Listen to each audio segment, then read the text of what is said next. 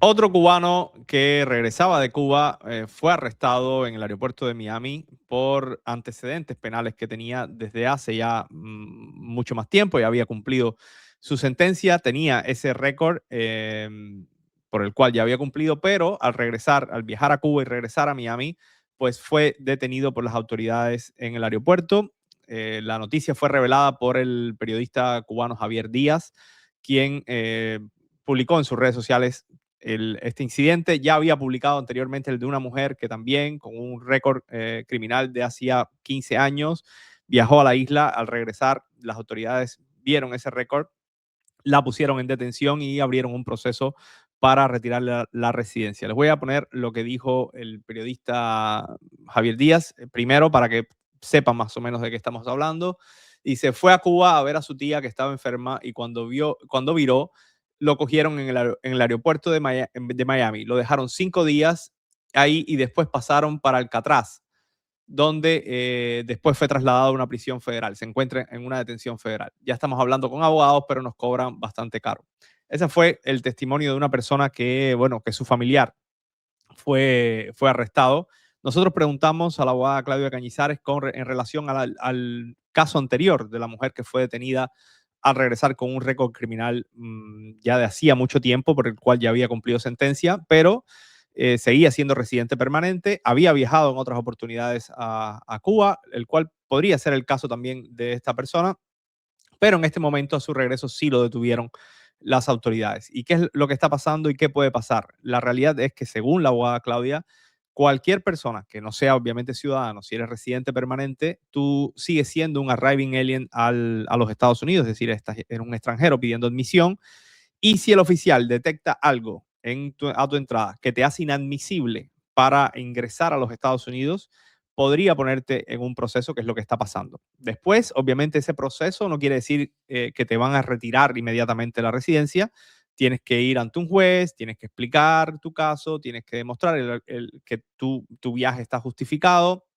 Depende de cómo haya sido tu entrada también, si habías pedido asilo, si tenías asilo, si a lo mejor pediste asilo pero no te lo dieron, pero de todas maneras tienes declaraciones juradas donde dice que tienes miedo de regresar a Cuba. Todos esos factores podrían llevar a complicar tu caso. En realidad, el caso principal es que tú viajaste a Cuba, al regresar tenías un récord criminal, te podía haber pasado viajando a Cuba o no, eso también hay que aclararlo. Podrías haber viajado a México y al regresar te puede pasar lo mismo. Lo que pasa es que cuando viajas a Cuba, muchas veces puede ser sujeto a inspecciones muchísimo más severas. Recuerden que Cuba está en la lista de países patrocinadores del terrorismo y aunque las categorías de familiares para viajar están autorizadas, eso no quiere decir que al regresar no pases por una inspección o no tengas que pasar por una inspección muchísimo más dura por parte de los oficiales, y ahí pueden encontrar algo que a lo mejor en una inspección más relajada, en el puerto de entrada, no ocurra. Es una realidad que están enfrentando muchos.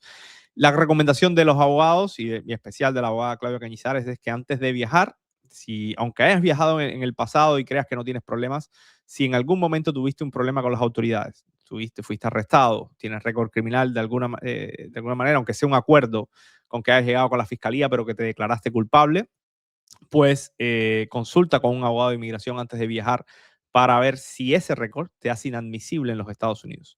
Ahora, esta persona tendrá que enfrentar a un juez, tiene que contratar, como dice en su video, tiene que contratar abogados que son muy caros y tiene que defender digamos, este intento del gobierno de los Estados Unidos de retirar la residencia. Y dependiendo del delito que haya cometido, pues el gobierno tendrá más éxito o no. El gobierno ha tenido éxito en algunos casos de residentes permanentes que han sido arrestados por delitos que han cometido en el pasado. Algunos han logrado parar esa deportación o ese intento de removerles la residencia, pero es un proceso legal, es un proceso complejo, donde no hay garantías de éxito. Los abogados obviamente van a tratar de defenderte con los argumentos legales, pero el gobierno también va a tratar de presentar argumentos que digan que tú no mereces esa residencia y ahí entra a jugar todo. Así que tengan mucho cuidado. Este es el segundo caso en pocas semanas de un cubano anteriormente fue una cubana, pero bueno, de cubanos con residencia permanente que han cometido delitos en los Estados Unidos,